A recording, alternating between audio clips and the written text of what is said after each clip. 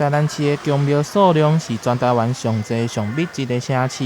而庙宇嘛记载了足侪项传统工艺，是宗教甲艺术的结合。为了加深庙宇以及市民对在地传统工艺的认同，台南市首度推动宫庙博物馆认证制度。咱是一个众神之都、千庙之城，所以咱坐的宫庙，就是咱台南市文化非常重要的一个部分。过去宫庙是地方的文化中心，是地方的博物馆，是地方的美术馆，因为内底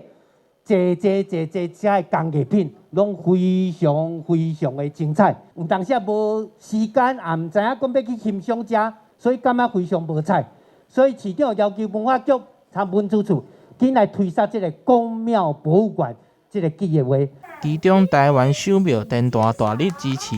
特别举办展览。市长黄伟摕除了首次颁发宫庙博物馆认证，更伫咧现场书写代表天坛1、2匾，期待未来有更较侪台南庙宇加入宫庙博物馆的计划。咱的宫庙甲艺术嘛有密切的关系，真侪，比如讲，咱画即个庙门也是做即个雕刻，其实拢是为庙龄开始。真侪宫庙嘛有伊的镇殿之宝、镇山之宝，迄几百年的，拢总是有非常艺术价值的，毋那是宗教价值尔。咱台湾修着真好，会当讲，整个会当讲，咱大家宫庙业馆共同为着台南市，咱台湾也好，诶，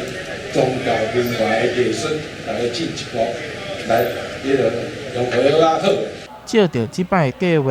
希望会当促进台南市宫庙文物保存以及维护意识。民众到庙宇参拜的时阵，会当加开一寡时间来欣赏宫庙之美。台南新闻杨顺华采访报道。